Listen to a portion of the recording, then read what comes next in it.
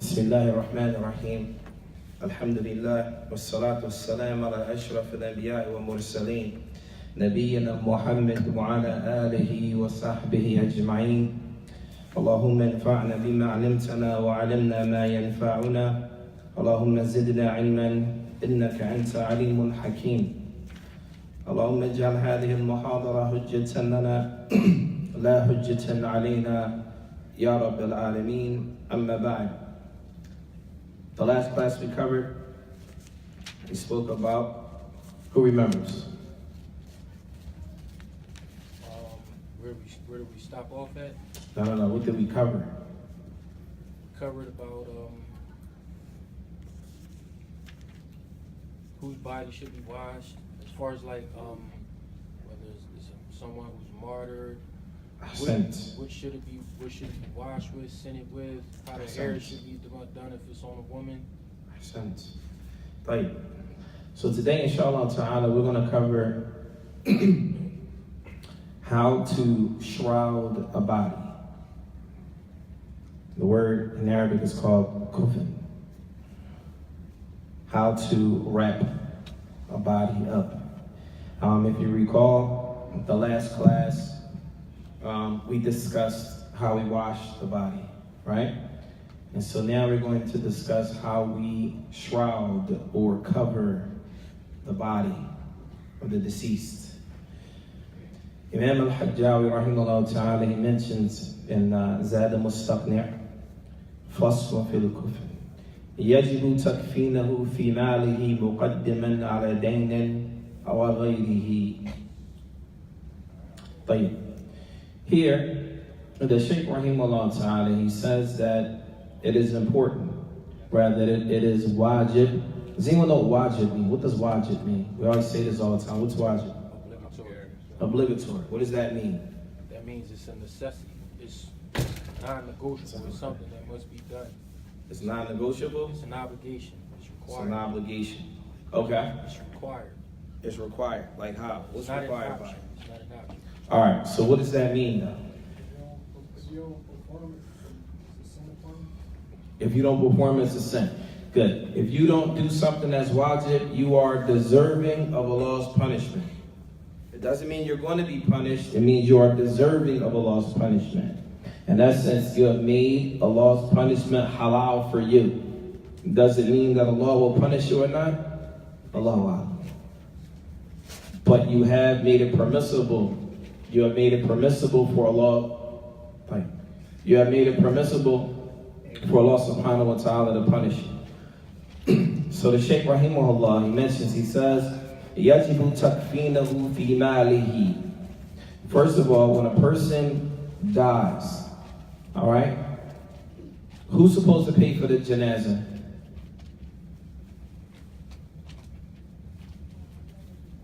Huh? It comes out of his funds. Anything else? Huh? His family? Anyone else?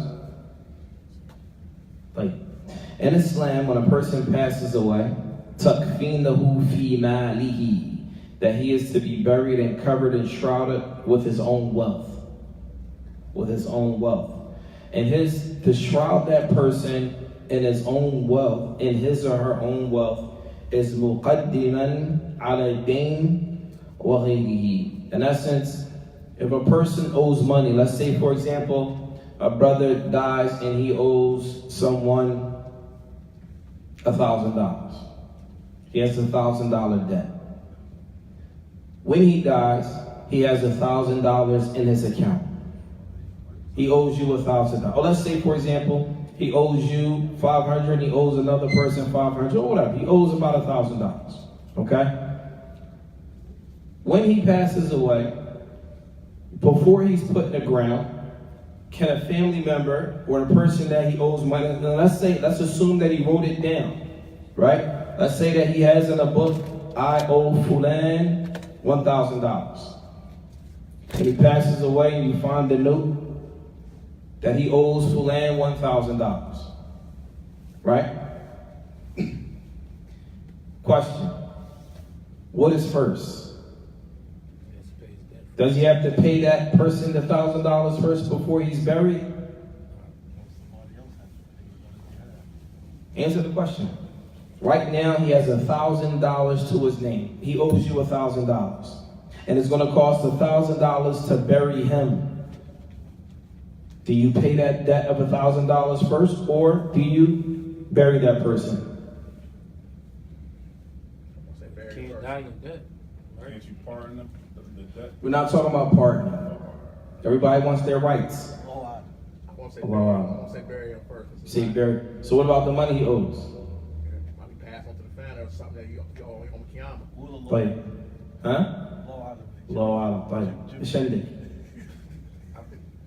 You asking me? I'm asking. I would think he would have to have that debt paid for The guy had a debt paid. What do you think? You can't be a spectator. Huh? You gotta pay his debt. طيب.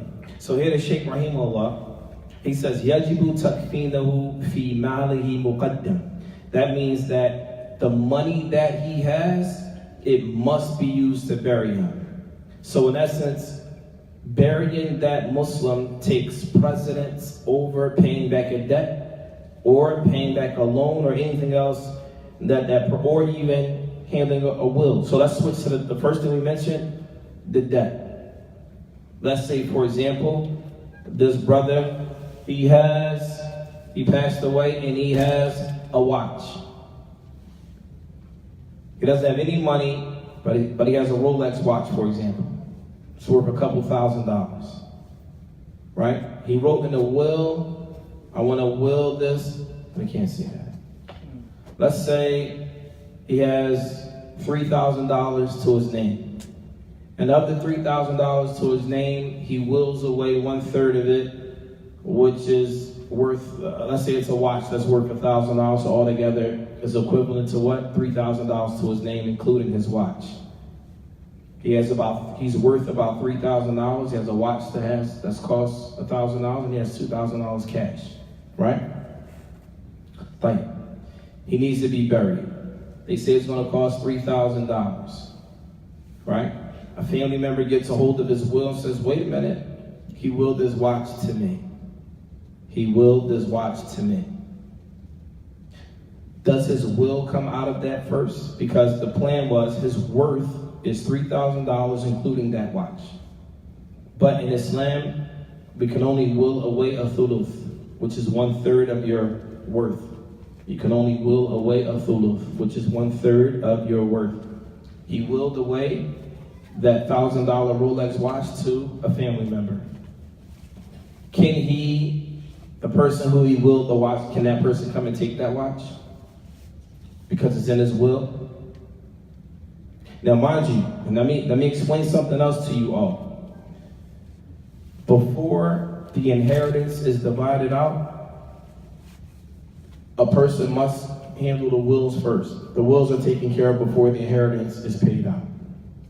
Who's the will taken care of? Who is the will taken care of? A person who he puts in charge of handling this affairs, or her. Does the question make sense? Did I lose anybody? He has $3,000 net worth. He has a watch that's worth $1,000. He wills that watch away. He wills that watch away to Muhammad, for example. I want Muhammad to have this watch. Nobody can come and say, I want that watch. He put it in his will that Muhammad is to have that watch. He dies. It costs $3,000 to bury him. Can Muhammad come and take that watch? Huh? Well, you said according to the Sheikh, you said the burial takes precedence over the debt. So Is that a debt? so that the will. So first we mentioned the debt. That's not even inheritance. It's a will. So there's a difference between a will and an Islamic inheritance. They're two different things. They're not the same. Are we clear on that? Are you confused or? There's a distinction between a will, al-wasiyyah, and irth, an inheritance. They're two separate things. You can't have a will or wasiyah unless you have inheritance. You can't have a will unless you have inheritance. Because a person is only allowed to will away 1/3 of his total or her total worth. Are we clear on that? Right. So now that person has $3,000. Can we bury him with that $3,000, include his watch? Or do we have to give that watch to the family? You have to give to the family. You have to give the watch to the family. Right. Huh? Shindig. Allah. Right. What do you think? I see you thinking hard. I'm still gonna say you gotta bury him first. You gotta bury him first. Huh? I don't know. You don't know. Like, in this case here, the person is to be buried first. The burial takes precedence over the debt and over the will and over the inheritance. So if all he has is $3,000 and that's the amount that is going to cost to put him in the ground, then that is what is supposed to be done. Right. The next issue, فَإِن لَمْ يَكُنْ لَهُ مَالٌ. Let's say, for example, he doesn't have any wealth. It happens. There are a lot of Muslims that pass away that don't have money to bury themselves. So, it happens. So what happens in this case? Huh? What happens in this case? Community has to bury him. Huh? Community has to bury him. Is that the first thing right away? Maybe it's family members or somebody who was. So it says, فَإِن لَمْ يَكُنْ لَهُ مَالٌ فَعَلَى مَنْ تَلْزَمَهُ نَفَقَتُهُ. Let's say, for example, he's married. So he has a wife, he has children, he has parents, he has family that he takes care of and supports. It says, فَإِن لَمْ يَكُنْ لَهُ مَالٌ فَعَلَى مَنْ تَلْزَمَهُ نَفَقَتُهُ. Then whoever he is responsible for, it is upon them to get the money together to bury this person. And they say, إِلَّا الزَّوْجِ, except for the spouse. Except for who? Except for the spouse. We spoke about that last week, right? I see you looking like, what do you mean, except for the spouse? No, I wasn't here. It says, إِلَّا الزَّوْجِ, except for the husband or the wife. Now this is some khilaf between the people of knowledge. But it's an issue that we have to discuss because perhaps a lot of people may not be familiar with it. But let's say, for example, the husband passes away. He has kids, he has a wife, etc., parents. It says everyone is responsible for getting the money to bury him except for his wife, or vice versa. If she passes away, everyone is responsible for burying her except for her husband. But why is that?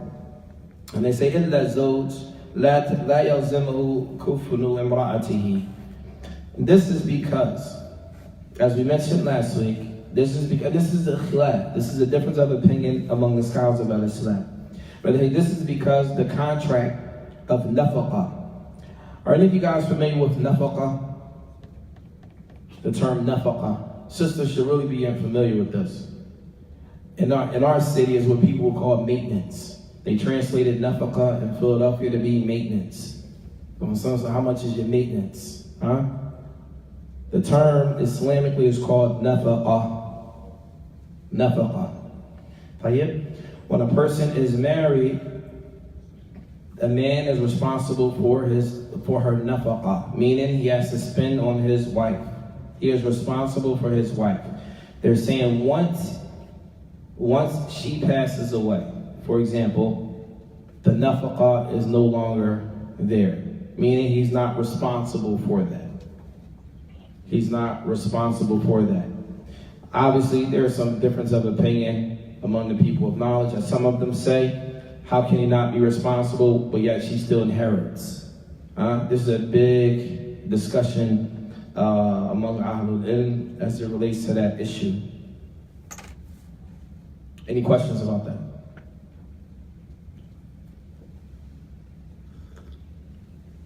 It says, وَلَوْ كَانَ غَنِيًّا, even if he is extremely wealthy, he's still not responsible for burying his wife, for example. Meaning the money, putting up the money for it. According to a strong position. However, in our society, obviously, as Muslims, well, the third case is that if you don't have the money, then it goes back to Baytul Mal al-Muslimin, meaning it goes back to the wealth, the general wealth of the Muslim community. If the family can't afford, then it goes back to that case. Now, you have to keep in mind that it's highly unlikely for people in our society to say, okay, if their spouse passes away, they're not going to do what's necessary to ensure that they're properly buried. Right now, we're just mentioning some of the positions. Actually, the position that it mentions here is one that is mentioned extensively in some of the books of the Salaf. But any questions? Somebody raise your hand. So, say for instance, the husband is wealthy, the husband is wealthy. family poor, and he still like paying for everything. That's like a sin upon him. No, it's not a sin, Yahi. We're saying, is it obligatory for him to do that? It's not a sin. If a husband pays for his wife's funeral or vice versa, it's not a sin. Rather, you get reward for that. The question is it an obligation? That's the issue. Is it an obligation? Well, then, and inshallah, if we cover the chapter of marriage and divorce, and we get to the issue of nafaqah, then a lot of this will make more sense than it does right now. The issue of nafaqah is a tremendous issue that is mentioned, that I don't think many of us in this town are familiar with it, the rules and regulations as it relates to nafaqah, meaning expending on your wife or vice versa. So the Shaykh Rahimahullah Ta'ala, he says, وَيُسْتَحَبُّ تَكْفِينُ رَجُلٍ فِي ثَلَاثِ لَفَائِفْ بَيْضٍ. All right, so right now we're going to talk about shrouding the body. The first thing, they mentioned 3 lafa'if. Lafa'if are here, it's like 3 sheets, if you will. 3 of them. So you're going to lay, for example, 3 sheets on a table or a bed or what have you. You're going to put 1 down, 2, 3. Just flat, straight down, right? So then, and they have to be white. They should be what? White. They should be white, and they should have some type of fragrance. If you can, add a fragrance to them. They should be they should be wide, white sheets, wide, like big. They should have some type of fragrance on them, and they should be all stacked on top of one another. They should be stacked on top of one another. So between each one of them, you're going to put something called hunud. Hunud is like another type of fragrance, but you're going to put it between each layer of sheets. So the first sheet, you put it down, you're going to spread this fragrance on it. The next one, between that, and then the next one. Right? Right. Real quick, when we talk about burying a Muslim, we mentioned that firstly the money comes from who? Himself, his own wealth. Then if he doesn't have it, then it comes from who? The family. And then if the family doesn't have, then it comes from who? The community. The community. And this becomes a fardu kifaya. Meaning, if there should never be a Muslim that he or she cannot be buried. It is our responsibility. Now granted, we should have things in place for that, but we don't. But there should be things in place. ثُمَّ يُدَعُ عَلَيْهَا مُسْتَلْقِيًا. Then we're going to take the body. You're going to carry the body lightly, gently, not try to harm the body, and place the body on top of the 3 sheets. On top of the 3 sheets. يُجْعَلُ مِنْهُ فِي قُتْلٍ بَيْنَ أَلْيَتَيْنِ. So let's say, for example, if you recall, when we talked about washing the body, we lean the body up, press on the stomach gently until whatever waste comes out. What we're going to do at this point, once we put the body on the table or the place on top of the sheets, we're going to take a piece of cotton or whatever you can put on. This was during the time of the Salaf, but perhaps now there are other things, maybe some type of underwear or whatever, anything like that that can cover those areas. You're going to take, but here they're mentioning a big piece of cotton. You're going to make sure some fragrance and put it between the legs. Try as best you can to put it between the legs, and they're saying that you're going to take something and tie it around them. You're going to take something and tie it around.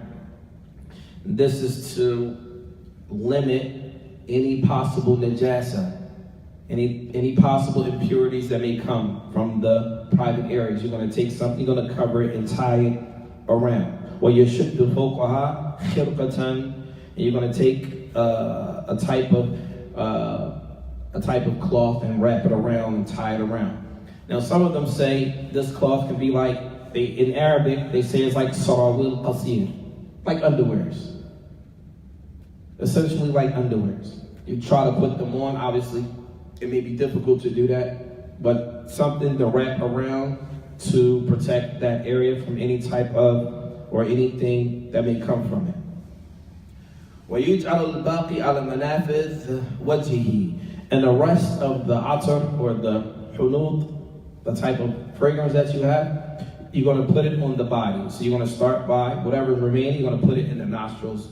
You put it on the amakina sujood. Like if you make sujood on your forehead, obviously you're going to put it there, maybe the tip of the nose, the hands, the knees, the feet, whatever you can put it on. And they say that rather, إِن طُيِّبَ كُلَّهُ فَحَسَنٌ. If you're able to put it over the whole body, then this is better. If you're able to put it over the whole body, then this is good. Now we're going to talk about how they wrap the body. So assuming that the body is in front of you, it says, ثُمَّ يُرُدُّ طَرَفَ اللِّفَافَ الْعُلْيَا عَلَى شَقِّهِ الْأَيْمَنِ. So you're going to take the body or a piece of it. You're going to take the cloth or a piece of it, and you're going to take the left side and put it over the right. As it says, طَرَفُ اللِّفَافَ الْعُلْيَا عَلَى شَقِّهِ الْأَيْمَنِ. You're going to take that and put it over his right side. So he's laying on three sheets. You're going to take this and put whatever the right side is. So whatever his right side is, you're going to take that and put it over and wrap it around. Then you're going to take the other side and wrap it around. Then you're going to take now he's or she is under one sheet, wrap a little. Then you're going to take the next one, wrap it this way, and then bring it back over. Then you're going to take the third one, the last one, wrap it up and bring it over and like tie it down or put it down. And then once you get to that point, there's going to be a fadil.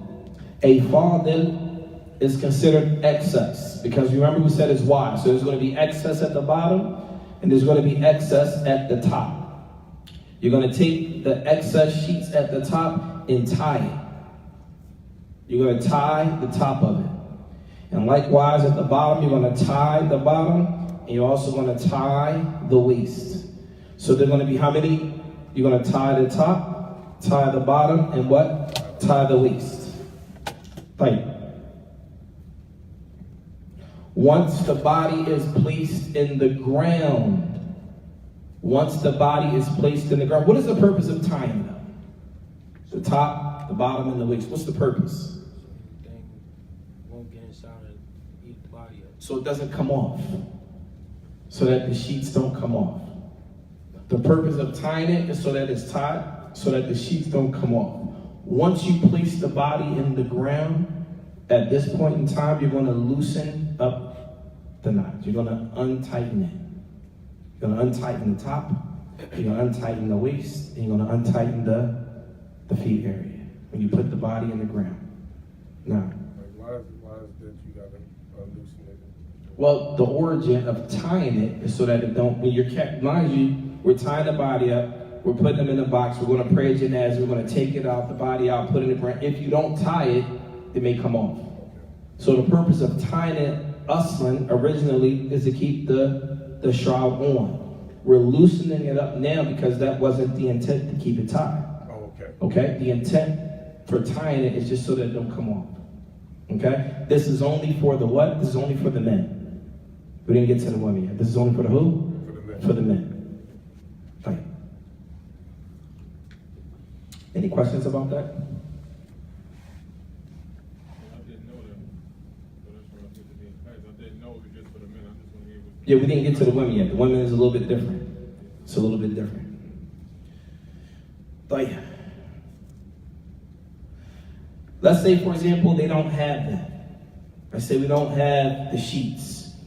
They says, "What in kufrina fi qamisan?" Let's say all we have is like a long shirt or a thobe. They say that if he just has a qamis, a long shirt or a thobe, and the izar, we familiar with izar, like the brother have on here. You have a long shirt or izar and one thing to wrap it around, then this is also permissible. It's not the asl, meaning it's not the origin, but it will suffice. It will suffice. Like, time do we have? Still got time.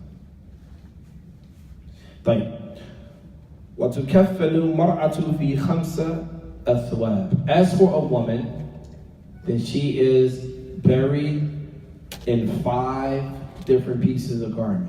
5 what? 5 pieces of garment. 5 items. Number 1, izar. She's going to have under her an izar. Obviously, you want to also cover the bottom part as well, like for the men, but she's going to have like an izar underneath her, right? Wa khimar, and she's also going to have a khimar. A khimar, as the ulama say here, yughatti ar-ra's wa raqab. It's going to cover her neck and her head. It's going to cover her neck and her head. Wa qamis, and she's also going to have a long garment on. On top of that, lifafatain. Then she's going to have 2 sheets over top of that. So altogether, how many pieces of garment? 5. And then the ulama of Islam, they mention, وَالْوَاجِبُ ثَوْبٌ يَسْتُرُ جَمِيعَهُ. And they say, what is incumbent or what is obligatory?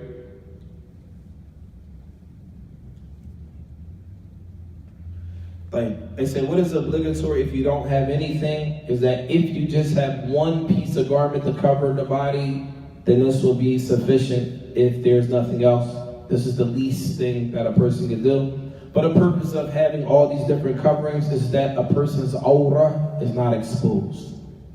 And so that the Muslim's aura is not exposed. Does that make sense? Is that clear? Any questions about that? Yeah, I got a question. No. All of her, for the women, all of the garments are a different size. All of the garments. Yeah, as for the men, she has 3, and it's usually, I guess. Big. Yeah. Same thing for the woman. It's also going to be big. Okay. And when we wrap up the 2 sheets, because remember, we're going to put the khimar on her head. We're going to put the izar. She's going to have, cover whatever she needs to cover underneath. And she's going to have a long shirt on. And then while she's laying on there, they're going to wrap the body in 2 sheets. Okay. And then once it's wrapped, they're also going to tie the top, tie the waist, and tie the foot area. Okay, so she has 2 long sheets, izar, khimar, and a long shirt. Yes. That's her father. Yes. Any questions? طيب, should we cover the next part? طيب, the next section, فصل في الصلاة على الميت. The next thing we're going to talk about is the salat, praying the salat over the deceased.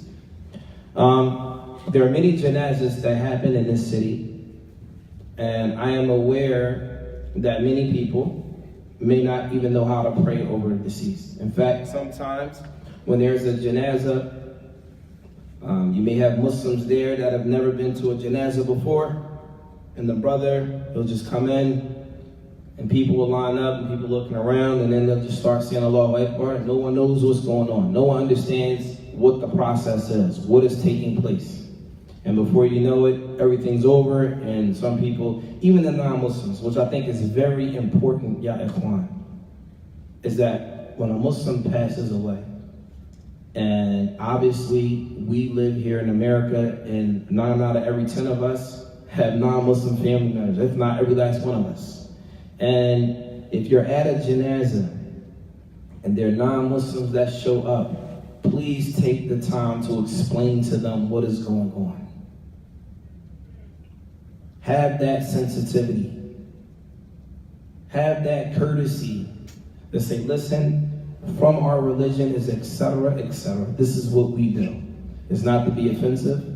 It's not to make you feel isolated, but this is part of our practice. And our practice consists of the following. Very clear. Even many of the Muslims are not aware of what goes on in a janazah. You may show up at a janazah. If you ask, well, what do you say? I don't know. We just say Allahu Akbar 4 times. It's more than that. This is an act of worship. It's an act of worship. So, inshallah ta'ala, we're going to talk about how you pray over the deceased. There's a dua that we make. I actually got the translation of it here because I didn't want to translate it wrong. The first thing is, السنة أن يقوم الإمام عند صدره. If we're praying over a man, let's say we're praying over a boy, a male, then the imam should stand in the chest area of the boy when they're praying over the janazah. So this is the way it works. They're going to bring the body in, they're going to put the body in front of the imam. طيب? If we're in the land of the Muslims, they will make a call, Salatul Janazah, Yarhamakumullah.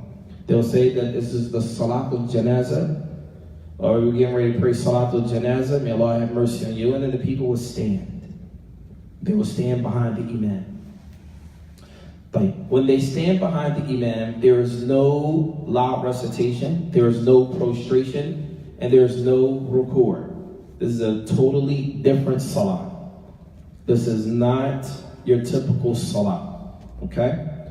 The imam, the body is going to be in the front, and the imam is going to stand where the chest of the body is, if it is a male. If it is a woman, then he's going to stand in the middle of her body, not towards her chest. He's going to slide over or down towards the middle. Is that clear? Right. وَيُكَبِّرُ أَرْبَعًا. And the part of the prayer is 4 raka'ats. I'm sorry. Asif.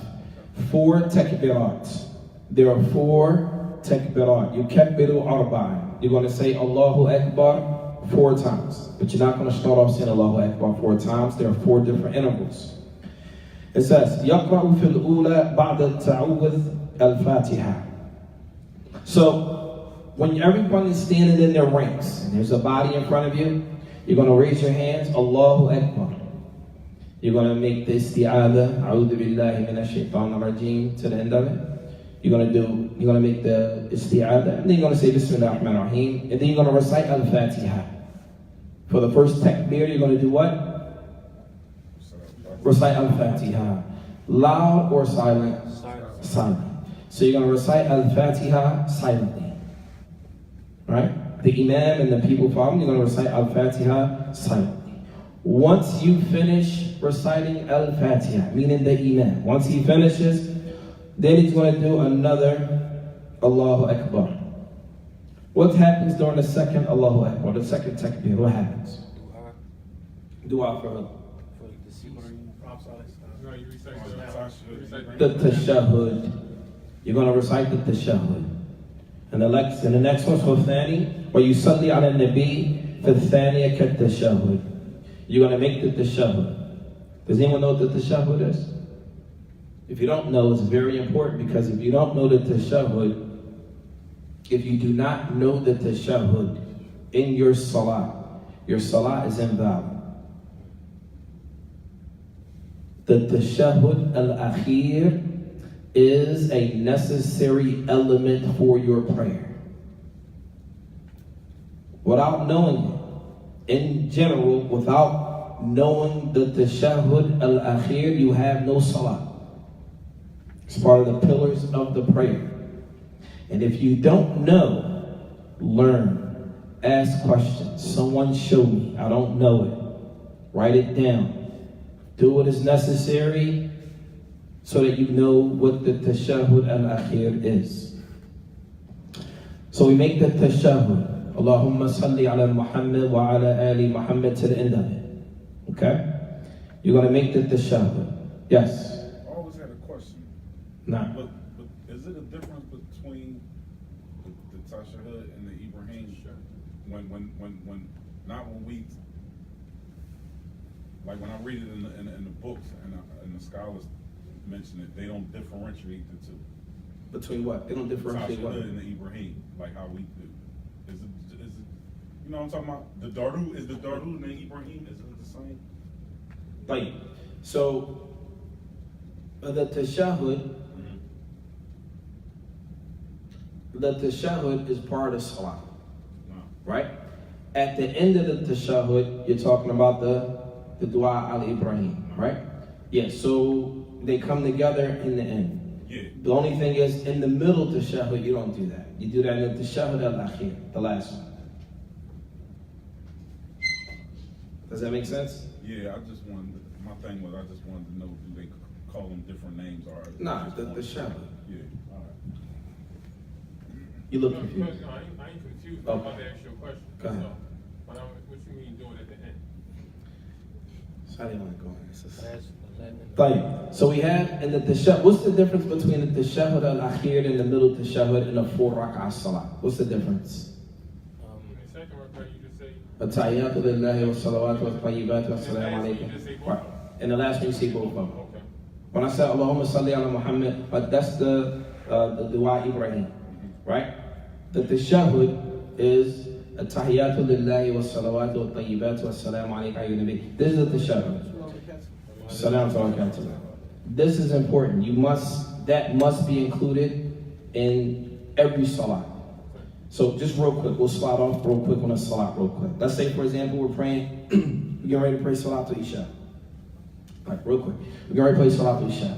In Salatul Isha, after the second rak'ah, we're going to do the tashahhud al-awwal. What is the tashahhud al-awwal? At-tahiyyatu lillahi to the end of it. Okay? Once that's done, then we stand up for the third rak'ah. And then we stand up for the fourth rak'ah. Once we are sitting for the last tashahhud, the tashahhud al-akhir, which means the last one, we're going to do at-tahiyyatu lillahi again. And then at the end, we're going to do Allahumma salli ala Muhammad wa ala ali Muhammad to the end. Alright? Those two are combined at the end. Here, you can do this for the janazah. Well, there. You can combine them for the Yes. jazz. Yes. One more question. Is there anything wrong with doing both in the first sitting? But it's not the place for the first sitting. It's a mistake. That's like reciting, it's an error in the salah. Okay? That's not the place for it. That's like saying you're gonna do the tashahhud while you're supposed to be doing al-Fatiha. That's not the place for it. The place for the tashahhud with that in the maqal Ibrahim or the dua Ibrahim, that's for the end, not for the middle. Like, all right. So once we do the first two takbirats, right? The first one, we're reciting al-Fatiha. The next one, we're doing the tashahhud. So, then after that, we're going to say Allahu Akbar, raise our hands again, and we're going to do what? Yad'u fi thalitha. We're going to make dua in the last one. Now, I'm going to read it in Arabic, and then I also have the translation here, which is very important because a lot of people may not know it. It's important.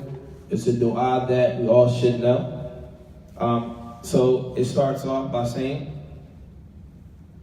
يقول اللهم اغفر لحينا وميتنا وشاهدنا وغائبنا وصغيرنا وكبيرنا وذكرنا وأنثانا.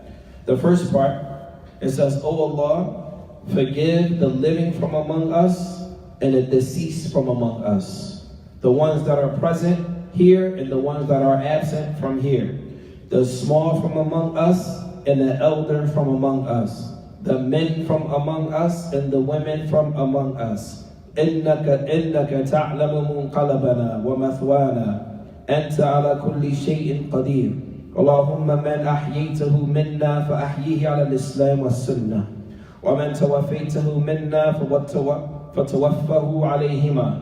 اللهم اغفر له وارحمه وعافيه واعف عنه واكرم نزله وأوسع مدخله واغسله بالماء والثلج والبر ونقه من الذنوب كما ينقى الثوب الأبيض من الدنس والخطايا كما ينقى الثوب الأبيض من الدنس وأبدله دارا خير من داره وزوجا خير من زوجه وأدخله الجنة وعذه من عذاب القبر وعذاب النار وأفسح له في قبره ونور له فيه. This is the dua that you make for an adult. And then there's another dua that we make for a child. In this dua, it says, "Oh Allah, forgive those of us who are living and those of us who are dead, those of us who are present, those of us who are absent, our young and our old, our male and our female. Verily you are knowledgeable of our return and abode, and you are over everything powerful. O Allah, to whoever of you or to whosoever of us you give life, grant him life as the follower of Islam upon the Sunnah. And whomsoever of us you take in death, take him in death as a follower of Islam upon the Sunnah. O Allah, forgive him," obviously it's him or her. "O Allah, forgive him, have mercy upon him, give him peace and absolve him. Receive him with honor and make his grave spacious. Wash him with water, snow, and hail. Cleanse him from sins and faults, as is cleansed a white garment from impurity. Requite him with an abode more excellent than his abode, with a mate better than his mate. Enter him in paradise, save him from the trials of the grave and the torment of hell." Save him from the trials of the grave and the torment of hell, and make his grave wide for him and light therein. This is one of the du'as that is made. And the next du'a that is made for a child, صغير قال إن كان صغيرا اللهم اجعله ذخرا لوالديه وفطرا وأجرا وشفيعا مجابا اللهم ثقل موازينهما وأعظم به أجورهما وألحقه بالصالح سلف المؤمنين واجعله في كفالة إبراهيم وقه برحمتك عذاب الجحيم. And that is the dua that is made for the child, as it translates if it is the deceased child. That is a child who has not reached the age of puberty. And it says, "O Allah, make this child a pleader for your parents and await for them, reward them and him, shafi'an, grant him a pardoning." Where's the other part of this? طيب. Yeah, أخي الكريم. Let me see a translation of that. Open the page. That's a fumble.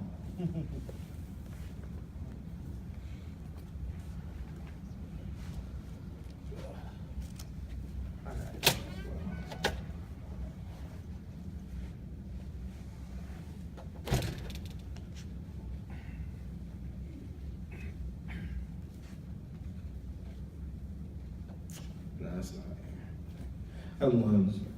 So here in this dua, it also mentions Allahumma thaqil bihi mawazinihima. Take his soul and make him heavy in the reward for his parents. Wa'adam bihi ujuruhuma. And with his or her death, the child, allow that to be a reward for the parents. وَأَلْحِقُهُ بِالصَّالِحِ سَلَفَ الْمُؤْمِنِينَ. And allow that child to meet with the righteous from the pious predecessors, from the believers. وَجَعَلُ فِي كَفَالَةِ إِبْرَاهِيمَ. Allow him to be under the sponsorship or underneath the Prophet Ibrahim with your mercy and protect him from the fire. And this is the dua that is made for the child. This is the dua that is made for the child. It's not here either. It's not in that one. No. And this is the dua that is made for the child. Right. And then the Shaykh Rahimahullah, he says, وَيَقِفْ بَعْدَ الرَّابِعَةِ قَلِيلًا. Then after that fourth takbirat, after the fourth Allahu Akbar, you're going to wait for a small amount of time. وَيُسَلِّمُ وَاحِدَةً. And then you're going to make one taslim. Meaning you're going to make one taslim to the right. Assalamu alaikum wa rahmatullah to the right. يَرْفَعْ يَدَيْهِ مَعَ كُلِّ تَكْبِيرَةٍ. And you're going to raise your hands with every takbir. Obviously, this is a difference of opinion. Perhaps you may find some brothers who do not raise their hands for every takbir. La ba's. It's okay. This is an issue that some of the Salaf differ in. The position of Ibn Umar, radiallahu ta'ala, he will raise his hands in every takbir. And this standing, they compare it to Salatul Eid, where the hands are raised for the takbirat. Right.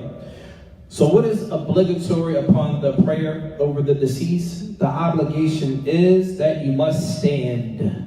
A person must what? Must stand. Takbiratun arba'un. Then they also must make 4 takbirat. They also must recite Al-Fatiha. You also must send salutations of Salat ala-Nabi. Wa-da'wa sallallahu alayhi wa sallam. Wa-da'watu lil-mayyit. You also must make dua for the deceased. Was-salam. And you make the salams on the side. وَمَنْ فَاتُهُ شَيْءٌ مِنَ التَّكْبِيرِ قَضَاهُ عَلَى صِفَتِهِ. Whoever missed any of the takbirat, then they are to make them up. Yani they can make them up. قضاء على صفته ومن فاتته الصلاة عليه صلى على قبره وعلى غائب لمدة الشهر بالنية إلى الشهر ولا يصلى الإمام على الغائب ولا على قاتل نفسه ولا بأس بالصلاة عليه في المسجد. Right. The last issue here, there are a few things. Let's say, for example, a brother passes away and you didn't know. And he passed away last week, you knew the brother, you wanted to pray the janazah. You can pray Salatul Janazah al-Ghaib, which means this is an absent Salatul Janazah. As the Prophet ﷺ, he prayed the Salatul Janazah over Najashi. He was the king of Ethiopia. When he passed away, he heard about it and he prayed Salatul Janazah al-Ghaib. He prayed Salatul Janaiz al-Ghaib. He prays Salatul Janaa'iz Al-Ghaib.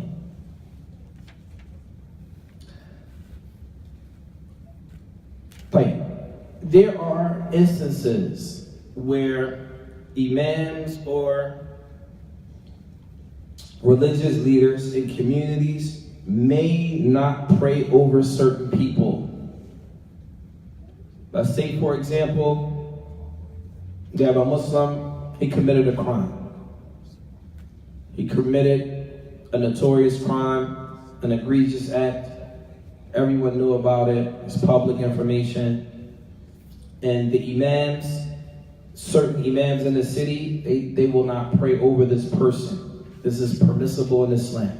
However, in cases like this, Nabi alayhi salatu wasalam, he says, Sallu ala akhikum o kama qala sallallahu alayhi wa sallam. This does not mean that there's not to be a janazah for this brother or sister. It just means that certain leadership will not pray over that person. And a person may ask, well, what's the point of that? The purpose of that, it serves as a deterrent. Whatever that brother or sister did was not a praiseworthy act. They may have committed a crime, they may have done something in violation, a serious violation in Islam. And perhaps the leadership say, we're not going to pray janazah over this person, but the rest of you can pray the janazah. I'm just not going to do it. Or the imam over there said he's not going to do it, but it doesn't mean that the place cannot hold the janazah. It's just that the imam will not. He will not do it. Or perhaps this place says that we won't do it. But there has to be a place that does provide this service. Well, the purpose of which is to let people know that there are places that will not pray the janazah because of said acts. Yes. So who prays over the body if won't nobody do it? I didn't say nobody has. I said certain imams will not pray. Like in this case, the Prophet ﷺ, he didn't pray. But he told the rest of the companions to pray over your brother. You understand? So if you think about it, if the Prophet ﷺ didn't pray over that person, chances are the rest of the Muslims are going to say, what did that person do not to have the Messenger of Allah sallallahu alaihi wasallam pray over him? It had to be an act that was egregious. It doesn't mean that that person is not your brother or sister in Islam. In Tabi, pay attention. It does not mean that you cannot make dua for that person. It does not mean that you do not make dua for that person. It does not mean that you speak ill of that person. It does not mean any of that. It just means that the particular leadership at that particular place chose not to pray the janazah over that person. That's it. And the purpose of which is to be an indicator that something was done that was not, that everyone knows about. This is not something that maybe, I'll give you an example. There were cases in Mecca that there was a person that was a well-known person of Sufiya. He passed away in Mecca some years back. One of the imams of the Haram, I believe it was Imam Sudais. He did not pray over him. People knew that there was an issue. It didn't mean you can't pray over this person. It's just he chose not to. Right? A few years ago, I want to say 8-9 years ago here in Philly, there was a situation where Muslims did something they weren't supposed to, and one of the masjids in the city didn't pray over the brother. It didn't mean that they didn't believe he was a Muslim. But it was the purpose of making a statement. This is permissible in Islam. This is permissible in Islam, and it's from our deen. And it is also okay, in case people may have thought it's okay to pray the janazah over someone in the masjid if there were any difference of opinion or any confusion with regards to that. At any event, we're going to start with that, inshallah. Any questions? I got a question from last week. It's kind of in detail, too. Well, the detail, you might want to hold it. You might want to do it after class. All right. If it's detail. I mean, it ain't that detailed, but I mean... What was just is it detail or is it not detail? It's in the middle. If it's in the middle, either way. How long do you think the answer is going to take? It should take about a minute or two. That's a long time, bro. A minute? That's 120 seconds, huh? 60 seconds. Right then, because I know your questions, man. We like to sit and talk about it. Inshallah. Unless you think that it's something that's... Well, that's something that probably benefit, because I shared it and I got a lot of questions about it. All right, we'll go ahead. All right. Love it. About the washing over the husband or the wife, not being able to wash over the body. So that was a position that was held. So my question was, who held that position from the Salaf, from the Sahaba? Who held that position? What was the proof that they used? So now you make me look stuff up. What we got? Somebody asked another question, I'll get back to that show.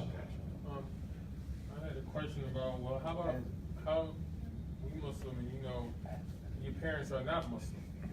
How do we go about, and like you're the only child, like, how many like my dad Muslim, I'm the only child, but I'm just saying. Mm-hmm. How we go about what? Praying like burying a non-Muslim. Like, We spoke about that a couple weeks ago. You did? Yeah, we had a whole class about that. Oh, you took a break off, that's why. Yeah, I'm sorry. It was the second class because that right there we gave pretty much the whole last part of the lecture. Is it online? Yeah, it's online. It's the second. I mean, what I'm saying is we could talk about, but it takes more than just a quick. Yes, you can. No, it's more than that. Okay. Right? And I don't want to disrespect you by giving you a 2-second answer when there's a whole. I gotta go back. So this is the fourth one. It's the second one. Okay. Okay. And that was the question from my wife. That's why. Okay. Yes. My question is, so it's two-part question.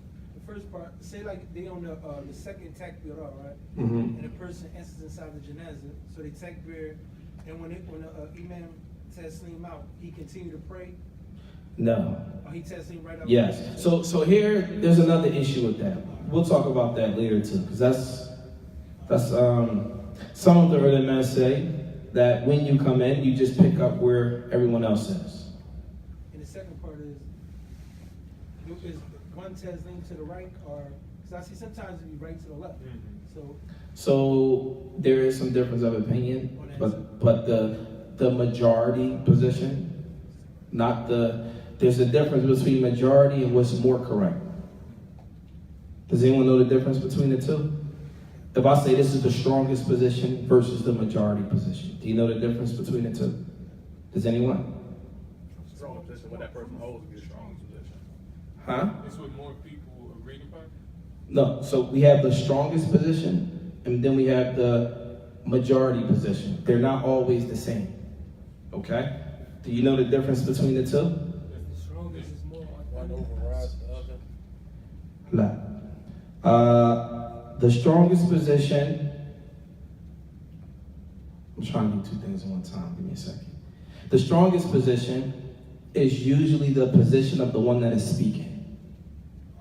Whereas the majority position is the position of the majority of the son. They're two different. A majority position to Sheikh Fawzan might be different. The strongest position to Sheikh Fawzan may be different than the strongest position from Sheikh bin Baz. The strongest position to Sheikh al-Islam Ibn Taymiyyah may not be the strongest position to Imam Ahmed. Well there. So then the strongest position, it goes back to the one that is speaking. Whereas the majority position is based on facts. Meaning, what I mean by facts here, we have 15 people of the Salaf held this position versus 5 that held that position. What you mean by speaking? person talking. Yeah, the one that is talking. Let's say, for example, if you ask me, assuming that I was a scholar, to make an assumption, not that I am, but let's say, for example, I tell you the strongest position is this. What am I basing that on? My own research. All right, I understand. Well, that means I'm giving you, I opine, etc. I'm saying this is the strongest position on this issue, based on my own research. I'm not, even though I know what Sheikh Fulan said, I know everything, but indeed, this is the strong So position. basically, a person that's teaching the class, whatever, you just going, when you say strong extension with. They're giving this, yes. So if you hear a scholar in Tebi, pay attention. If you hear a scholar says to you, the strongest position is this. What that means is, that's the strongest position to that scholar, not to every Muslim in the world. That's very important to understand that and make that distinction. Yes. Women pray also at the Janaa'iz There are women that can pray the janazah. behind the men. Yes.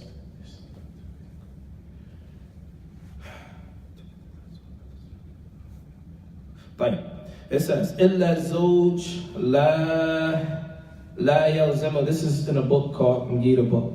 This is in Ash-Sharh al-Kabir. This is one of the books. This book was written by the nephew of Imam Ibn Qudama al-Maqdisi rahimahullah. He says, إِلَّا الزَّوْجِ لَا يَلْزَمُهُ كُفْرُ إِمْرَأَتِهِ. That it is not imperative that he buries his wife. وهذا قول الشافعي الشعبي. هذا قول الشعبي. This is the position of Imam al-Sha'bi وأبي حنيفة وبعض أصحاب الشافعي, and some of the companions of Imam al-Shafi'i. وقال بعضهم. Some of them say يجب على الزوج. Some of them say it is wajib for the husband to do this. Sure. So then, when we read this book here, this was the position of what? Imam Abi Musa al-Hajjawi. In this book, Zaad Al-Mustaqni.